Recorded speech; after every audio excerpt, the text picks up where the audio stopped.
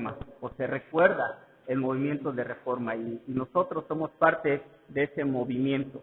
De hecho, si alguno les pregunta a ustedes, bueno, en su iglesia, ¿qué doctrina tienen? Bueno, nosotros tenemos doctrina reformada, doctrina que emana de la reforma, hermanos. Así que ese es mi propósito con todo esto. Les he puesto estos videos porque a veces con imágenes, ¿verdad?, se nos queda un poco más grabado. No quiere decir que no voy a predicar. No acostumbro poner un video y no predicar, ¿verdad? No, vamos a predicar la palabra del Señor en estos momentos.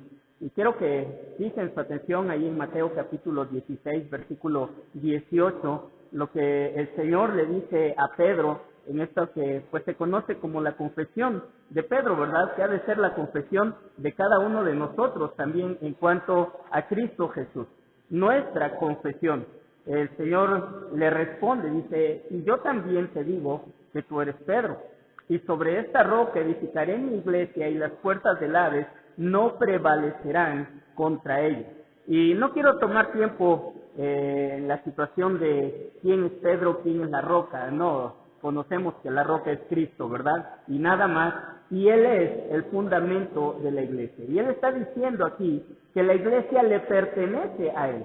Sobre esta roca edificaré mi iglesia. ¿Sí? Entonces, la iglesia le pertenece a Cristo Jesús. Y eso es importante que nosotros lo entendamos, que nosotros lo vivamos. No le pertenecemos a alguna asociación, no le pertenecemos a una persona aquí en la tierra, ahorita, a un pastor, un líder. No, no le pertenecemos a un personaje de Jesús. Le pertenece la iglesia a Cristo Jesús, hermano. Si somos la iglesia de Cristo Jesús, y este versículo nos dice que Cristo Jesús tiene un compromiso con su iglesia, y habla ahí de edificarla. Y el Señor Jesucristo estaba viendo, ahora estos son los albores de la iglesia, es cuando la iglesia está naciendo en la obra de Cristo Jesús, la iglesia visible, por así decirlo, porque la iglesia universal viene desde Adán, nuestro Padre. Pero es la iglesia visible. De ahí en adelante, a partir de la muerte de Cristo Jesús, se empezaron a establecer iglesias en distintas regiones del mundo, utilizando Dios a los apóstoles, utilizando a Pablo para este crecimiento y esparcimiento de la iglesia, y de ahí después de estos 12 hombres, utilizando a todos los que habían creído en la palabra y llevando el evangelio, como dice Hechos capítulo 1, versículo 8, hasta lo último de la tierra.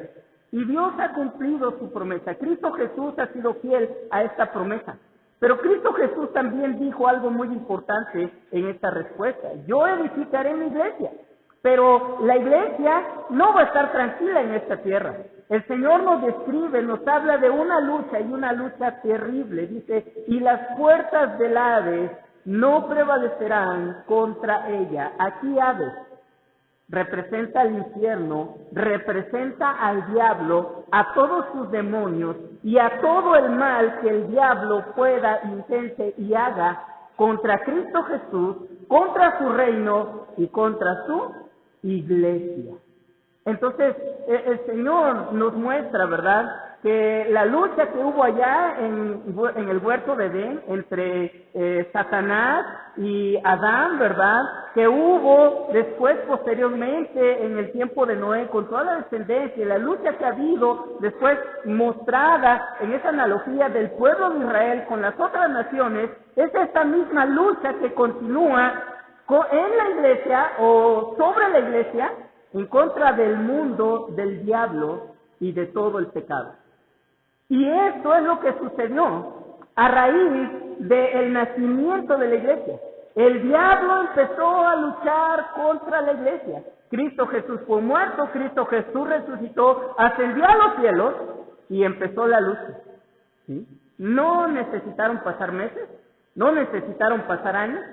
Días después de que el Señor asciende, los apóstoles empiezan a ser perseguidos. En primera instancia por los judíos, después por el imperio romano, persecución tras persecución, emperador tras emperador. Esas son las puertas del Hades, las puertas del infierno, el poder de Satanás contra la iglesia. La iglesia fue perseguida por lo menos 2 siglos hasta el año 312 después de Cristo, donde un emperador, Constantino I, se levantó, llegó a ser emperador de Roma y él decretó el cese de la persecución contra la iglesia. Y podemos decir que bueno, hermano, esto es hermoso, esto es formidable. Verdaderamente el Señor cumplió su promesa, pero lo que parecía bueno resultó trágico en el sentido de la experiencia de la iglesia. Como el emperador había ordenado que el cristianismo fuera la religión oficial de todo el imperio, ¿sí?, aquellos cristianos dejaron de ser perseguidos. Se le empezó a la iglesia a conceder favores. Los templos paganos, los templos que habían sido dedicados a dioses romanos, fueron quitados, dejaron esa idolatría, fueron dedicados como templos para las iglesias, y empezaron entonces los líderes de la iglesia a tener muchos favores del emperador. Entonces muchos, viendo esto, empezaron a entrar a la iglesia, a unirse a la iglesia, no por el hecho de obedecer la palabra, de conocer a Dios y de honrar a Dios. Empezaron a entrar a la iglesia por motivos personales, por motivos meramente humanos, motivos egoístas, favores del emperador, posiciones políticas. Empezó esta iglesia a corromperse desde adentro con la llegada de todas estas personas que no habían pasado por un nuevo nacimiento, pero sí querían congraciarse con el emperador, y no solamente Constantino en ese tiempo, sino todos los emperadores que vinieron después. Esto hizo que la iglesia, en lugar de seguir el modelo que tenía en la Biblia, el modelo que tenía del Señor para su gobierno, para su enseñanza, empezara a copiar los modelos de gobierno, los modelos de actuar del Imperio Romano. El Imperio Romano tenía un emperador. La iglesia dijo, necesitamos un emperador humano, que llegó a convertirse en lo que ahora tú y yo conocemos como el Papa. El gobierno romano tenía un grupo de personas que se denominaba el Senado romano, que emitían leyes. La iglesia llegó a tener un grupo de cardenales que decía qué es lo que la iglesia debería hacer. El Imperio Romano se había distinguido por el sincretismo religioso, por adoptar todas las religiones de todas las personas que habían conquistado, de darles un lugar ahí en su ciudad de Roma para que todos estuvieran contentos, que conservaran sus tradiciones, pero que fueran ahora parte del Imperio Romano. La iglesia empezó a hacer lo mismo. En lugar de hablar de un cambio en la vida de las personas, de la adoración, un cambio en la adoración de esas personas al verdadero Dios, empezaron a adoptar y a cambiar de nombre únicamente sus tradiciones, sus ídolos.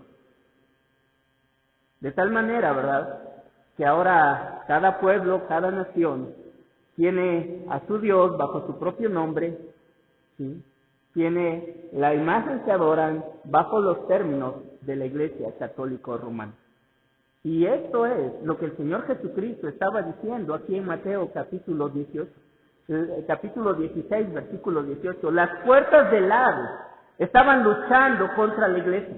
No había podido destruirla por medio de la persecución. Ahora la está destruyendo por medio de la misma enseñanza que la iglesia debería tener y que debería estar ajustada a la palabra, pero eso se había dejado. Entonces, así con el transcurrir del tiempo, hermanos, pasaron 1000 años que históricamente se conocen como la Edad Media, edad de oscurantismo, edad donde no hubo un avance, donde a la gente... Les hago esta pregunta. ¿Les gusta leer? ¿Sí o no? Sinceramente. Sí les gusta leer. O sea, yo les puedo dar hoy un libro de unas 300 páginas y la próxima semana me dicen, hermano, ya leí el libro, ¿así está? ¿Así nos gusta leer? No. A veces leemos, ¿verdad?, historietas o algo, no nos gusta leer mucho. ¿Qué pasó en la Edad Media? Pasó esto, hermano.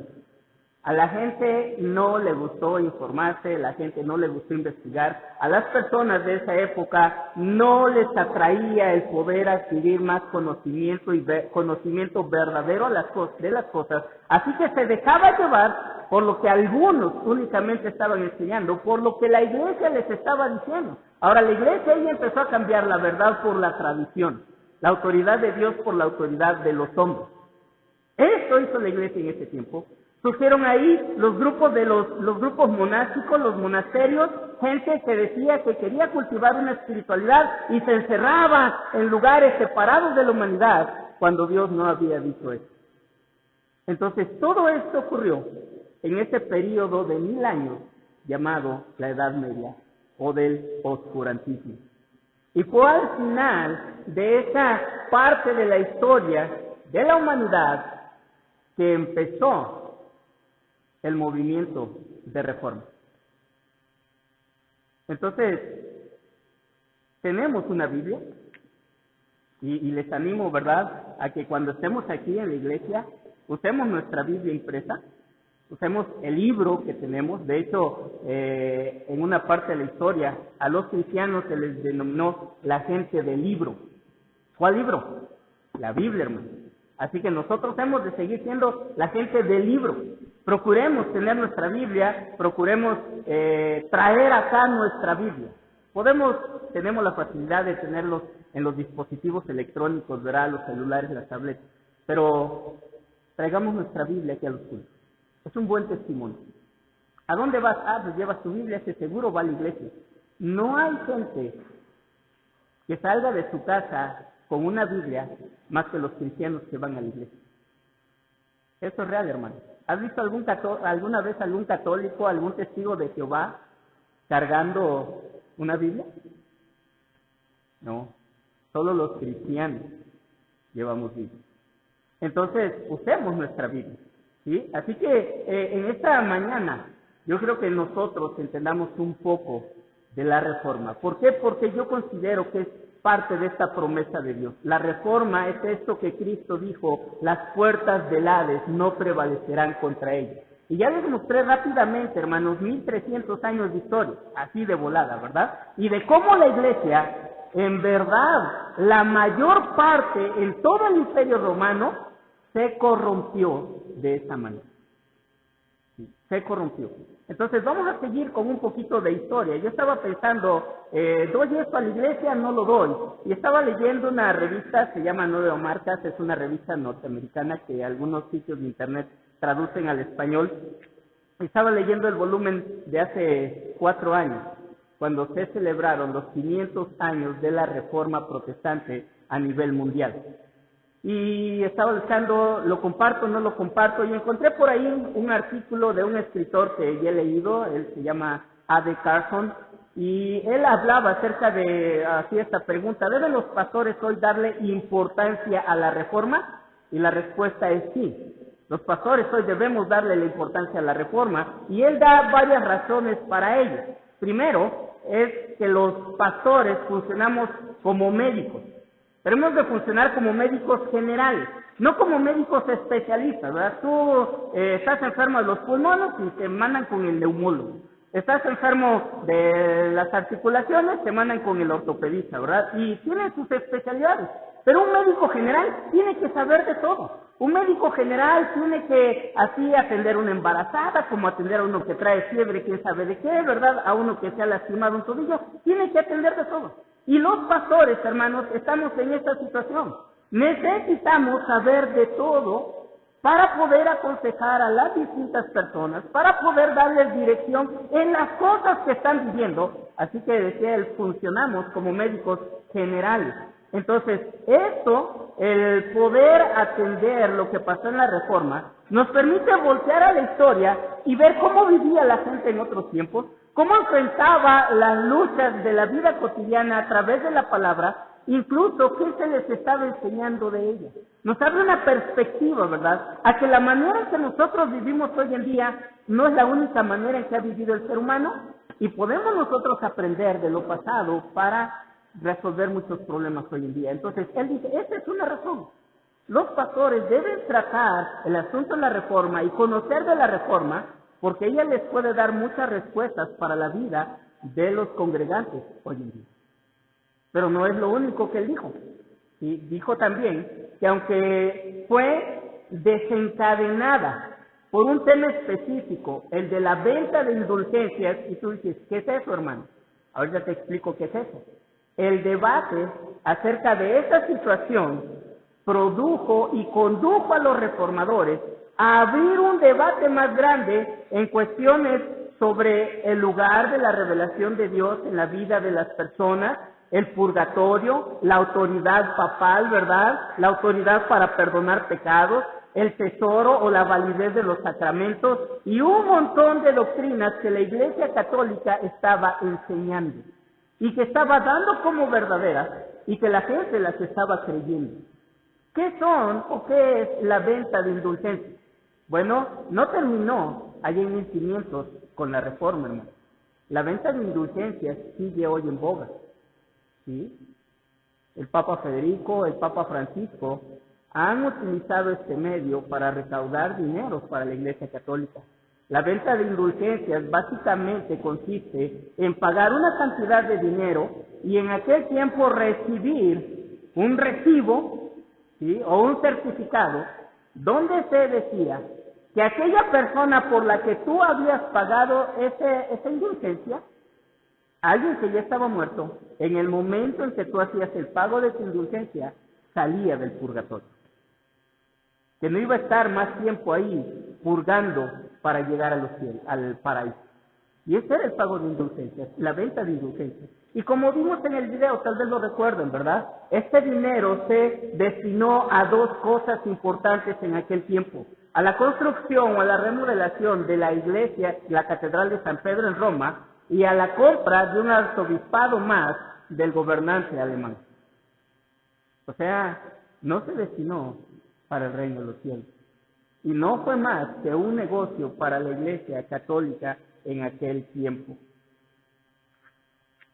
El escritor Carlson dice que los pastores debemos conocer y hablar acerca de la Reforma por la importancia central para comprender la historia moderna de Occidente. Tres cosas, hermanos, son importantes en nuestro desarrollo de la Iglesia aquí en nuestro continente y el desarrollo de la sociedad. Uno fue el Renacimiento. El Renacimiento fue lo que vino, ¿sí?, después de la Edad Media. El resurgimiento del interés en el conocimiento, un conocimiento verdadero, un conocimiento científico. La otra situación fue la Reforma. La Reforma, Estados Unidos estaba naciendo como nación y fue afectado directamente por la Reforma en Inglaterra. Así que los primeros colonizadores en Estados Unidos fueron personas que tenían una doctrina reformada. Por eso Estados Unidos llegó a ser un país cristiano por muchos años. Ahora lamentablemente ya no funciona así. Y el tercero de estos eventos es la época de la Ilustración, un amplio conocimiento para la vida del ser humano. Entonces nosotros necesitamos conocer acerca de la Reforma y vamos a ver cómo eso nos ayuda en nuestro entendimiento del Evangelio y aún a desarrollar cosas en nuestra vida práctica. Déjenme darles otro antecedente importante en esta situación. Como mencioné, la Reforma vino a finales de la Edad Media. Necesitamos entonces comenzar por entender algunos de los principales corrientes que impactaron el avance de la Reforma en la vida de Martín Lutero. Martín Lutero no fue el primer reformador en este sentido. Había habido otros reformadores anteriormente, y cuando estaba estudiando historia de la Iglesia, el leer algo de estos reformadores me impactó mucho lo que Dios hizo en ese tiempo. Había un hombre llamado Juan Wycliffe. Él murió en 1384 y tenía un amigo llamado Juan Hus. Él falleció en 1415. Se conocieron en poco tiempo estas personas, pero ellos trabajaron cada uno en el lugar donde vivía, llevando a la iglesia a un entendimiento correcto de la salvación. ¿Sí? Ellos abogaban principalmente por la salvación por gracia. ¿Sí? Juan Hus, su nombre Hus, significa pato, en su idioma, pato. Y a él lo condenaron a la hoguera por lo que estaba enseñando.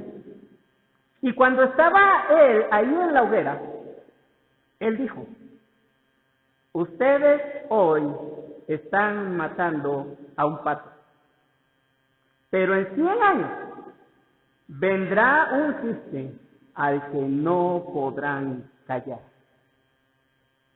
Y hermanos, de la muerte, ¿sí?, de Juan Hus a la llegada de Lutero, transcurrieron casi 100 años. Y Lutero fue aquel cisne que la Iglesia católica no pudo callar. Dice la historia que Lutero llegó a hacer un escudo con el que él se distinguía, y en ese escudo había un cisne grabado. ¿Coincidencia?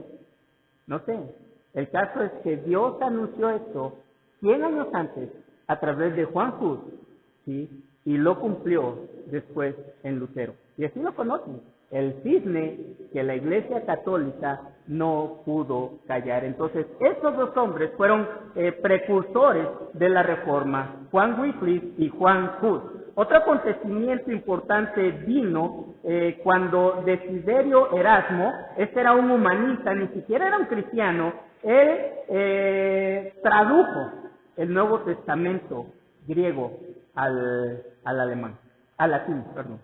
Él lo tradujo. Y eso entonces empezó con ese despertar en los reformadores. Había varias doctrinas que la Iglesia estaba enseñando que afectaban directamente la salvación. Ahora, yo quiero que entendamos algo muy importante. Nosotros nos concentramos en nuestra vida, en esta tierra generalmente.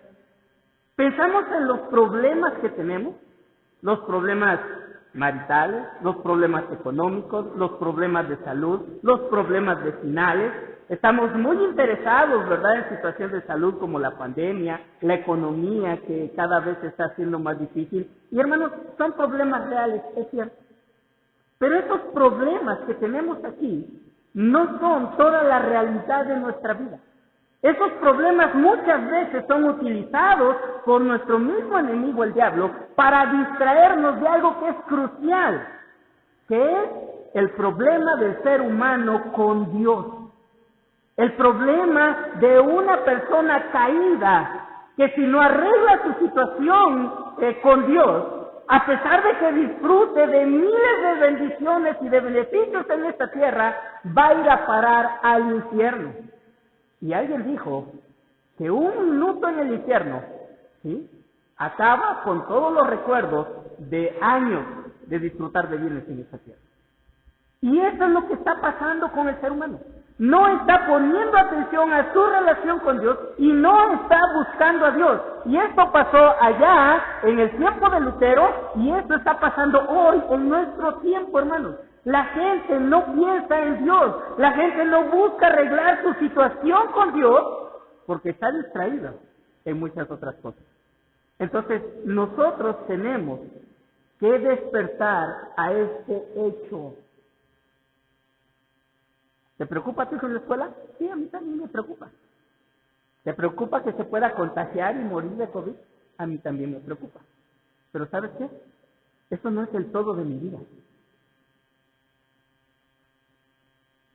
Lo más preocupante para nosotros debe ser nuestra relación con Dios. Nuestra condición con Dios de obediencia y de estar extendiendo el reino de Dios en esta tierra. Eso debe interesar. Eso debe ser crucial. Más, ¿sí?, que el bienestar material de mi familia, me debe de interesar el bienestar espiritual de los míos. Reaccionamos ante lo que se está enseñando en las escuelas en cuestión de ideología de género. Bueno, yo te digo, hermano, prepara a tu hijo desde tu casa.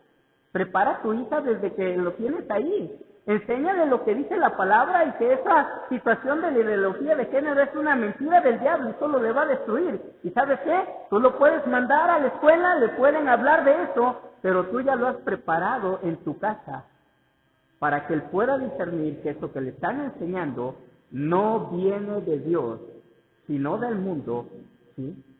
Y él no debe adherirse ni a esas ideologías ni a esas prácticas en su vida. ¿Te estás entendiendo lo que te estoy diciendo?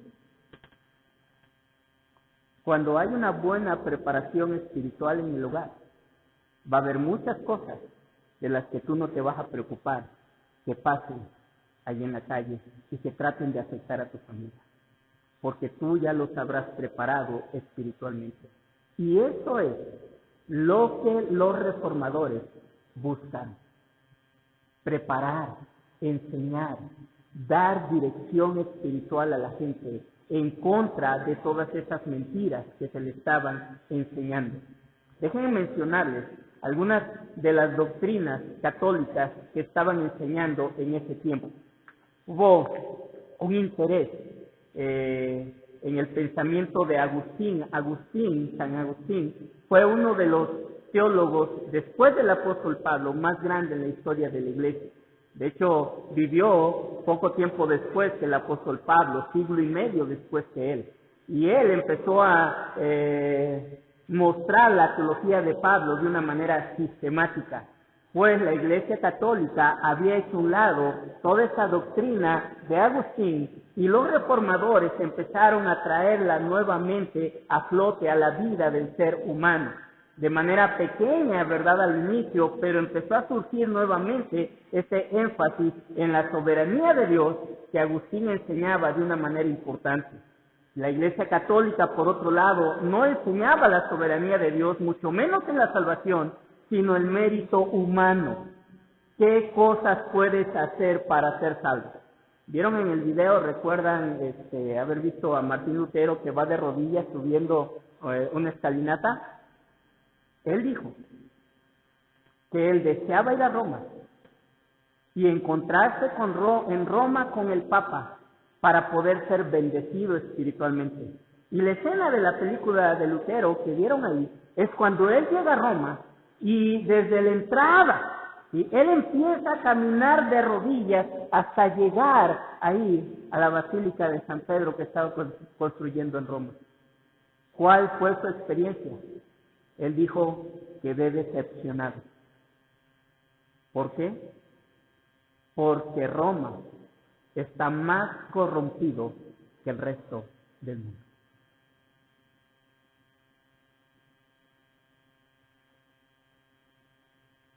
Esto pasaba en la Iglesia romana. Había una ideología, una doctrina que se llamaba nominalismo, o el camino moderno, ahora se conoce de esta manera, el camino moderno. ¿Qué enseña esto? Esto dice que antes de que uno pueda recibir la gracia de Dios, nosotros debemos hacer los sacramentos como primer paso para recibir esa gracia de Dios. Eso enseñaba la Iglesia Católica. Y por eso enseñaba a hacer obras, a buscar hacer bienes, para que entonces, después de que tú hayas dado el primer paso, entonces Dios te mire bien y Dios te dé esa gracia. Y esta ideología la tiene mucha gente. Yo necesito estar bien primero para después buscar a Dios. Yo necesito empezar a arreglar mi vida para que entonces pueda agradar a Dios. Dios no nos quiere así. Dios, el Señor Jesucristo, no le dijo a la mujer samaritana: ve y arregla tus situaciones con aquel que vives, que no es tu marido, y entonces vienes a beber del agua viva. No, el Señor Jesucristo le dijo ciertamente: ve, trae a tu marido, porque él la estaba confrontando con su realidad. Y ella le dice: pues no tengo marido. Bien has dicho, pero así te recibo. Y le dio el agua de vida. Lo mismo lo hizo con la mujer sorprendida en adulterio. No la mandó a arreglar su situación de adulterio. Si él hubiera mandado a arreglar su situación de adulterio, ¿saben qué hubiera pasado? Pues hubiera tenido que ser apedreada por los judíos en ese instante. Porque era la manera como la ley de Moisés decía que se tenía que arreglar una situación de adulterio, apedreando a los adúlteros. Pero el Señor le dijo: ve y no peques más. Entonces no había una situación, o en la Biblia no hay una situación tal como el primer paso: haz méritos para que recibas gracia. Pero eso lo enseñaba la Iglesia Católica y hoy día lo sigue enseñando a través de los sacramentos. Los sacramentos, enseña la Iglesia Católica, son los méritos que tú estás haciendo para recibir un favor de Dios. La Biblia no enseña esto, ¿sí? Eran cosas entonces que se estaban enseñando en aquel tiempo. Sí. la adoración a las imágenes y el comprar el favor de Dios a través de las indulgencias. Entonces, el 31 de octubre de 1517, Martín Lutero, después de haber sido enviado a Wittenberg como maestro a una universidad católica, después de haber enseñado acerca del libro de Génesis en 2 ocasiones, el libro de Romanos en una ocasión, el libro de Gálatas en una ocasión, él es despertado por el poder del Espíritu y la gracia de Dios a esta realidad. Eso que están enseñando en la Iglesia Católica es mentira.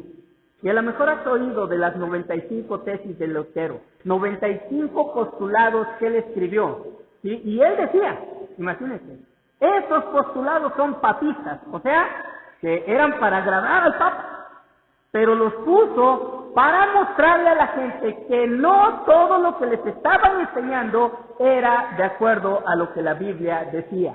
Él argumentaba en contra de la enseñanza del purgatorio, él argumentaba principalmente en contra de la venta de las indulgencias. Y es de lo que tratan esos 95 postulados, 95 frases que él escribió para despertar la conciencia de las personas.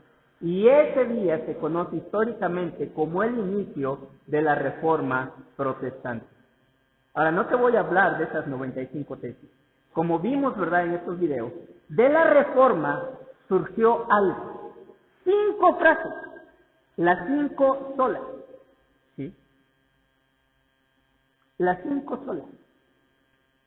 Ya vimos más o menos un resumen de ellas. Y quiero hablarte de esas 5 solas, de esas 5 cosas que fundamentan la vida de la iglesia cristiana, ¿sí?, que están expresadas en distintas partes de las Escrituras, que nos dan a nosotros dirección y que nos guardan de errores. Son 5 frases que emanan de ahí, que Dios usó para que las puertas del infierno no prevalecieran contra la iglesia. ¿Las conoces? Bueno, la primera de ellas es sola Escritura. ¿Qué quiere decir eso? Solo la Biblia. Solo la Biblia. La segunda es sola gratia. Es solo por gracia. Solo por gracia. Sola fide. Solo por fe. Solo por fe. Me topé un día con un hombre que dice, ya no nos es necesaria la fe. Y se llama cristiano. ¡Wow! ¿Cómo que no nos es necesaria la fe? Si no tenemos fe, hermanos, estamos perdidos, ¿sí? Y si no tenemos fe puesta en Cristo Jesús, solo Cristo, solo por Cristo. ¿Quién te salva? ¿La iglesia? Hermano, ni siquiera la iglesia protestante te salva. Te salva Cristo, solo Cristo. Y la quinta es soli Deo gloria, solo a Dios la gloria, solo a Dios la gloria. Dice el apóstol Pablo en 1 Corintios que todo lo que hagas, que aun si comes o bebes, lo hagas para la gloria de Dios. Estamos en esta tierra para la gloria de Dios. Dios creó todo para su gloria, porque de Él y por Él y para Él son todas las cosas, dice la palabra del Señor. A Él sea la gloria por los siglos. Amén. Entonces, vamos a tratar de estudiar una por una estas solas en el fundamento de la palabra y a sacar algunas conclusiones. No les voy a dar hoy las 5, solo 2. Y hermano, ¿ya se va a echar hora y media en el sermón? No, hermano. Finalmente, la próxima semana yo no voy a predicar, ¿sí? Van a descansar de mí, hermano. Gracias a Dios. Las 5 hoy dice, no, hermano, los dejamos para adelantito. La primera, sola Escritura. Sola Escritura, ¿sí? Solo la Escritura, solo la Biblia, ¿sí? Y debemos entender esto, no malentenderlo, hermanos, porque algunos han malentendido esta situación y he escuchado aún a gente que ha predicado que dice, no, yo me preparo solo con la Biblia, ningún otro libro, solo la Biblia. ¿Eso quiso decir solo Escritura, solo la Biblia? Pues no necesariamente, ¿sí? No necesariamente. Porque hay muchos otros libros que son buenos y necesarios para el estudio de las Escrituras y para preparar un sermón para darle a una iglesia que si no los tenemos, hermanos, podríamos decir una sarta de barbaridad en los que predicamos. ¿Sí? Entonces, tenemos que entender qué significa verdaderamente sola Escritura. El sentir de esta frase es que por encima de cualquier cosa que pueda ser destinado, que pueda ser mostrado como autoridad para la iglesia, está la Biblia. La Biblia es la máxima autoridad y lo decimos, ¿verdad? Porque conocemos la frase de fe y práctica de la iglesia. El problema es que no lo vivimos, hermanos. Entonces, la Reforma movió o llevó a un retorno a la Biblia, a las Escrituras. Y a lo mejor tú y yo no hemos estado en esa situación. Pero imagínate que llegáramos aquí a los cultos y que se nos predicara sin usar la Biblia.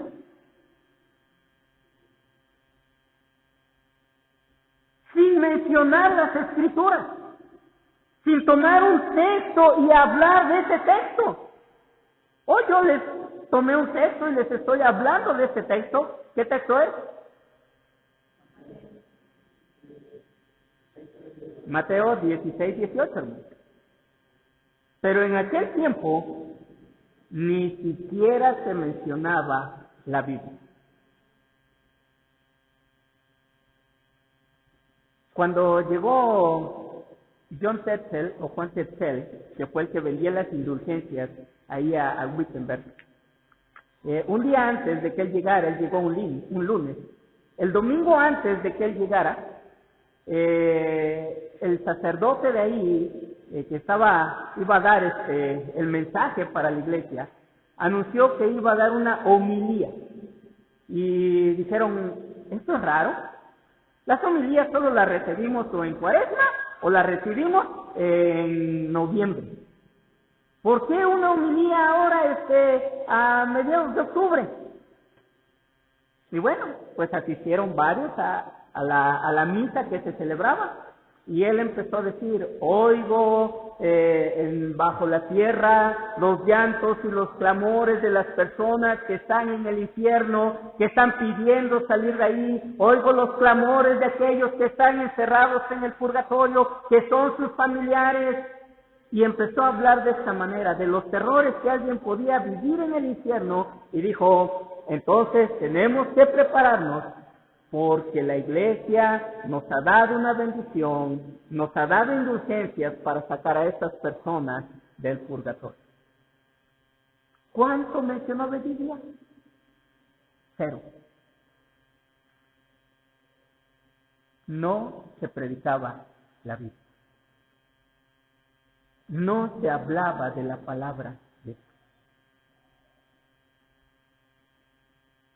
Es más, la gente no tenía Biblia en su casa.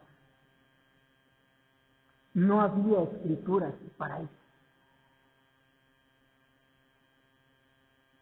La Biblia que estaban encerradas en las iglesias católicas.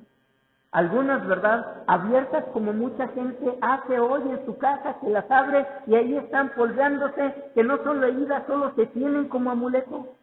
Así era tratada la Biblia. Entonces la Reforma trajo un retorno a la Biblia, trajo el regreso a las Escrituras, a su relevancia, a su veracidad para la vida de las personas. La sociedad en la que vivimos, hermanos, hoy rechaza la palabra de Dios como era rechazada en aquel entonces. Si no en un grado igual, en un grado menor, pero la gente no quiere la Biblia. ¿Te has acercado tú alguna vez a alguna persona y le has dicho, oye, platicamos un poco, quiero hablarte de la Biblia? ¿Sabes cuál es la reacción? No, gracias. No soy una persona religiosa. No me interesa la religión. O sea, ven la Biblia como religión y como algo de lo que pueden prescindir. ¿Qué es eso? Ese es un engaño del diablo. Desde el principio de Génesis ya lo vimos, el diablo ha querido que el hombre viva ajeno a la palabra de Dios. llevando a Eva a no pensar en la palabra, sino en lo hermoso del fruto que estaba delante de ella. El diablo no quiere que la gente conozca la palabra de Dios. En la parábola del sembrador, el Señor Jesucristo dice que hay un corazón duro y que en ese corazón la palabra no penetra. Y por si no fuera suficiente que el corazón es duro y la palabra no entra, dice, y vienen las aves del cielo y comen la semilla, se la llevan. Y cuando él interpreta, más adelante, ahí en ese mismo capítulo 13, dice, y esas aves representan al diablo, que quita la semilla, que quita la palabra de esa persona. ¿Por qué el diablo tiene tanto miedo a que una persona se exponga a la palabra de Dios? Que necesariamente tiene que ir, a pesar de que es un corazón duro, tiene que ir y quitar la palabra de su mente y de su corazón. Porque sabe que Dios ha puesto poder en su palabra para convertir aún al corazón más duro que pueda haber. Y Pablo se puso como ejemplo y dice que de los pecadores él era el primero.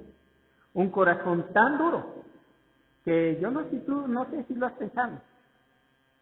El apóstol Pablo tenía casi la misma edad que el Señor Jesucristo. Nacieron casi al mismo tiempo.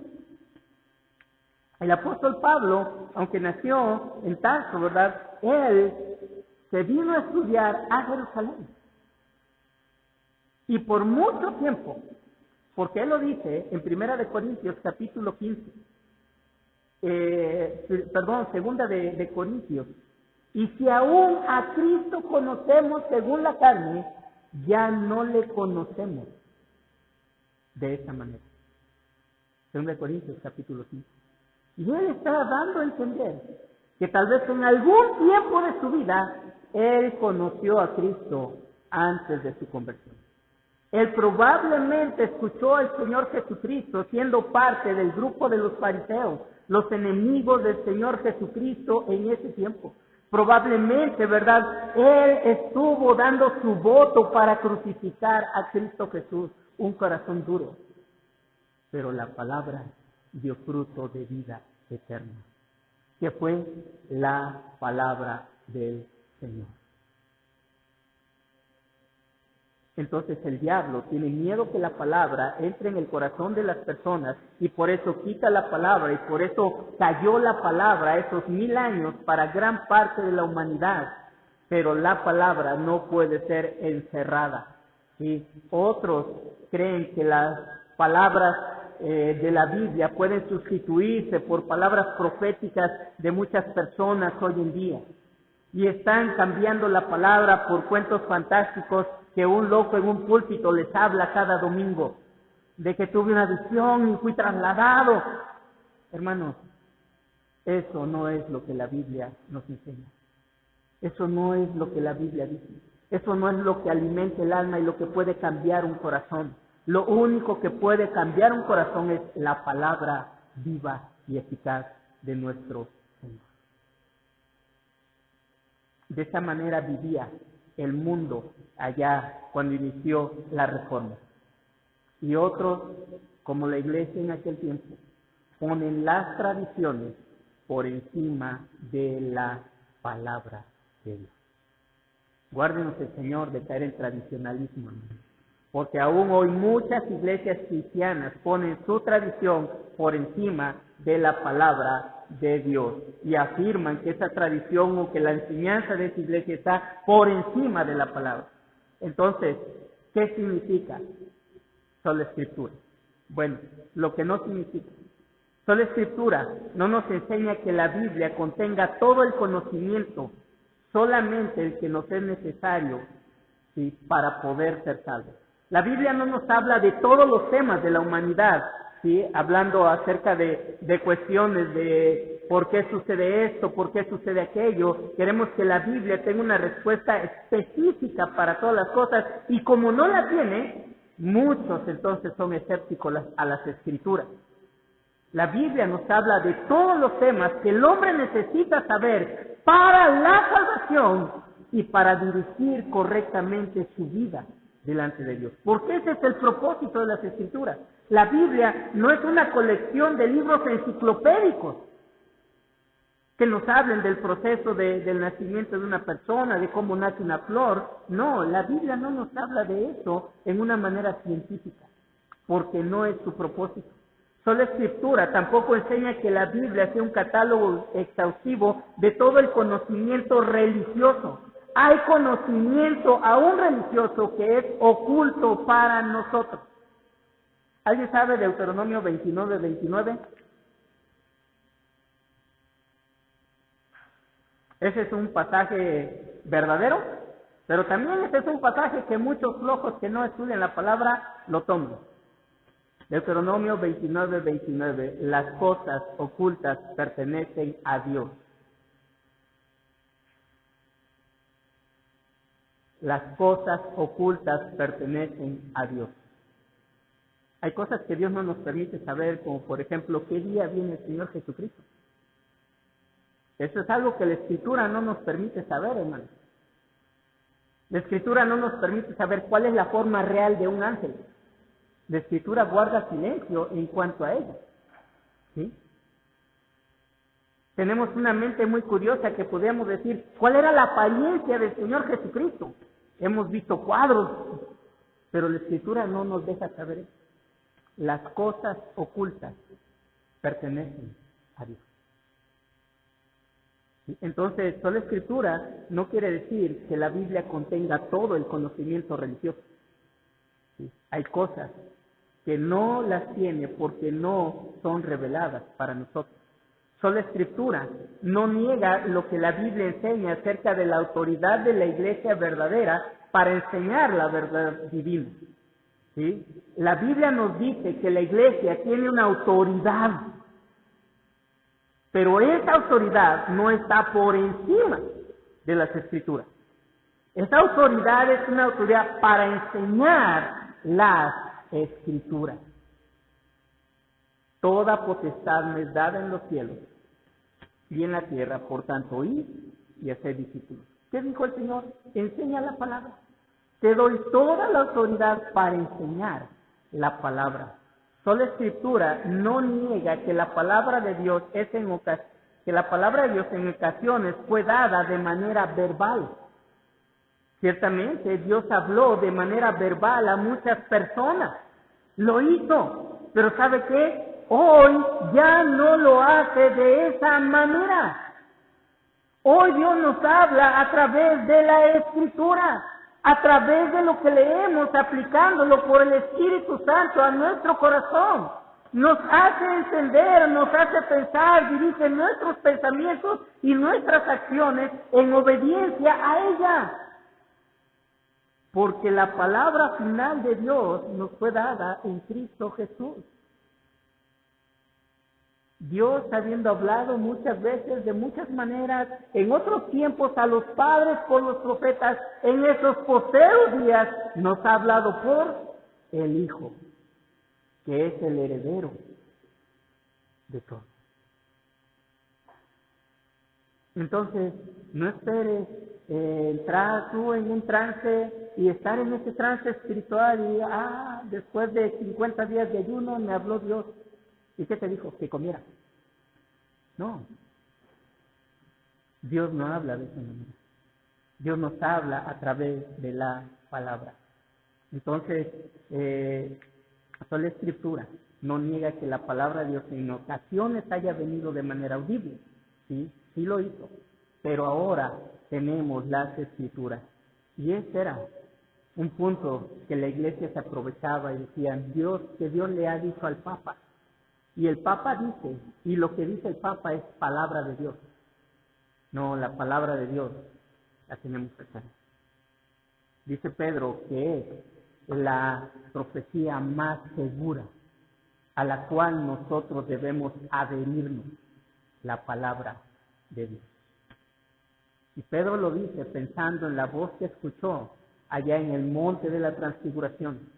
Cuando los cielos fueron abiertos, aparecieron Moisés y Elías junto a Cristo Jesús y Él se manifestó en su gloria y se escuchó la voz de Dios audible: este es mi Hijo amado, en el cual yo tengo complacencia, a Él oí. Y Pedro dice, aquella fue una grata experiencia, pero la palabra más segura es la Escritura. ¿Por qué? Porque como humanos, hermanos, tendemos mucho a cambiar lo que oímos de otras personas. No guardamos el mensaje como tal, lo tergiversamos y a veces terminamos haciendo tremendos pleitos porque no dijimos bien lo que oímos que fue dicho. Entonces es mejor una palabra escrita. Sola Escritura quiere decir, ¿sí? Sola Escritura nos dice que la Biblia es la única regla de fe para la iglesia debido a que ella es la palabra de Dios. Nos enseña que no hay necesidad de otra revelación para la iglesia debido a que todo lo que necesitamos para ser cristianos se encuentra en la Biblia. Según de Timoteo capítulo 3, versículos 16 y 17, algo que todo cristiano debe saber de memoria. Toda escritura es inspirada por Dios y es útil para enseñar, para corregir, para redarguir, para instruir en justicia, para prepararnos. ¿Para qué? Para que el hombre de Dios sea enteramente preparado para toda buena obra. Para moldear el carácter, para moldear las acciones, para cambiar la vida. Dios la usa. A veces es como un maestro que nos está enseñando. A veces es el árbitro que nos está sancionando, ¿verdad? Que nos está amonestando. Muchas veces es aquel personaje que nos está enseñando un oficio. Así funciona la palabra, para prepararnos para agradar verdaderamente a Dios. Así que una persona que no lee la Biblia en su casa no se está preparando para agradar a Dios. No está recibiendo la enseñanza que lo debe estar transformando de día en día, cotidianamente, a la imagen de la gloria de Cristo Jesús. Por eso a veces nuestra vida no brilla, hermanos, porque no tenemos el poder de la palabra en nuestro corazón. Es nuestra regla de fe y práctica la que transforma nuestro corazón. Sola Escritura, ¿sí? Nos enseña entonces que en la Escritura Dios ha revelado todo lo que nosotros necesitamos para ser salvos. En Primera de Tesalonicenses capítulo 2, versículo 13, Primera de Tesalonicenses 2:13, el apóstol Pablo nos muestra cómo la Escritura verdaderamente es la palabra de Dios. Primera de Tesalonicenses, capítulo 2, versículo 13. Por lo cual también nosotros, sin cesar, damos gracias a Dios, de que cuando recibiste la palabra de Dios, que oíste de nosotros, la recibiste no como palabra de hombres, sino según es en verdad. ¿Y cómo es en verdad? La palabra de Dios, la cual actúa, la cual trabaja en vosotros los creyentes. Entonces, sola Escritura nos dice que verdaderamente la Biblia es la palabra de Dios, ¿sí? Y que esa palabra va trabajando en nuestro corazón. Sola Escritura nos enseña que Dios es Dios y que a través de ella se revela a nosotros en su autoridad absoluta y en su voluntad para la vida de cada uno de nosotros. Él es Dios. Y como dijera el apóstol Pablo, así que si viene otro que no te predica de la Biblia, sea un apóstol, sea un ángel, o decía Pablo, o sea yo mismo, si no te predico el Evangelio, sea yo hecho maldición. Y esa era la situación. ¿Ven qué tan importante entonces es que se nos predique la Escritura? Que leamos la Escritura. ¿Qué tan bendecidos somos por tener la Escritura? Hermanos, no hay otra cosa que nos cambie. Actúa en el creyente. ¿Por qué el sacerdote lee la Biblia y no cambia? Porque la Biblia no actúa en el inconverso de esta manera. La Biblia actúa en el creyente. La manera en que la Biblia actúa en un inconverso es cuando éste es confrontado con su pecado y le es dada convicción del Espíritu Santo de que está en pecado y de que ese pecado lo lleva a muerte y que solo la gracia de Dios en Cristo Jesús lo puede librar de la muerte eterna. Y cuando ese pecador ha venido a los pies de Cristo y ha redimido sus pecados en la sangre de Cristo, entonces la Biblia empieza a actuar, haciéndolo una nueva y hermosa criatura para la gloria de Dios. Entonces, este era un punto principal. La iglesia necesitaba regresar a la Biblia. A la Biblia.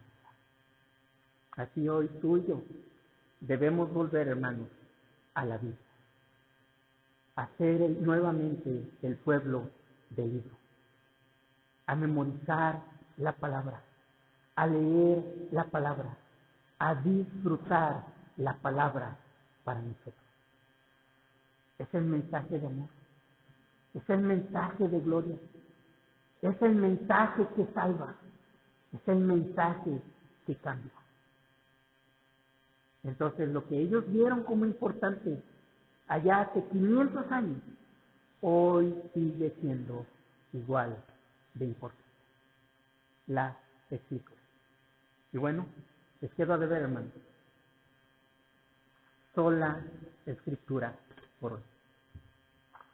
El Salmo 19 nos dice que la palabra de Dios es perfecta. La palabra de Dios transforma el alma. La palabra de Dios hace sabio al sencillo. La palabra de Dios da libertad al cautivo. Es poder de Dios para salvar. Ponte de pie. Y vamos a darle gracias a Dios por su bendita palabra y por lo que la palabra ha de representar en nuestras vidas, hermanos. No dejemos la palabra. El Señor Jesucristo dijo que hay un solo camino para la vida eterna. Yo soy el camino, la verdad y la vida. Y ahora la gente que dice, pero ¿dónde está Jesús? ¿Dónde encuentro ese camino? Dile, ahí en la palabra, ahí en la Biblia, encontrarás el camino. Señor, te damos gracias el día de hoy por el milagro que tú has hecho en preservar las Escrituras. Porque el tenerla hoy y poder leerla, Señor, es esa muestra de esa fidelidad tuya y de aquella promesa que le hacías tanto a Pedro como a los apóstoles y que nos haces a nosotros hoy día, Señor. El diablo, sus demonios, nuestro propio pecado y maldad se levanta, Señor, contra nosotros, contra nuestra fe, contra nuestras familias, para arruinarlas, para destruirlas, para matarlas. Porque eso es lo que Él hace. Destrucción. Y una de sus mejores armas es a través del alejamiento de tu palabra, de la negación de tu palabra, de la tergiversación de tu palabra. Permítenos, Dios, la gracia, el entendimiento y el valor para adherirnos a la Escritura, para vivir, Señor, en esa enseñanza de aquellos hombres que muchos dieron su vida, porque la gente pudiera oír, tener y vivir en las Escrituras. Solo Escritura. Permítenos honrarte y glorificarte a través, Señor, de una vida en la palabra, a través de un retorno a las Escrituras, no a nuestros pensamientos, no a los ideales humanos, no a las metas de una iglesia, de una denominación, sino a los principios fundamentales de tu palabra, porque ella es vida, porque ella es libertad, porque en ella hay bienaventuranza, porque en ella hay dicha, porque en ella hay vida eterna, porque tú estás ahí. Nos encontramos contigo cuando leemos la palabra. Somos confrontados, Señor, con tu santidad, con tu justicia, pero somos cautivados también por tu amor, por tu fragancia, por tu magnificencia, por tu hermosura en la palabra. Cada vez que vayamos a ella, permítanos conocerte y enamorarnos más y más de ti cada día. Bendice a tu pueblo, bendice a esta tu iglesia, con maestros, con predicadores, comprometidos con tu palabra, Señor. Y hoy te damos gracias porque la tenemos. A ti damos la gloria. En el nombre de Cristo. Amén.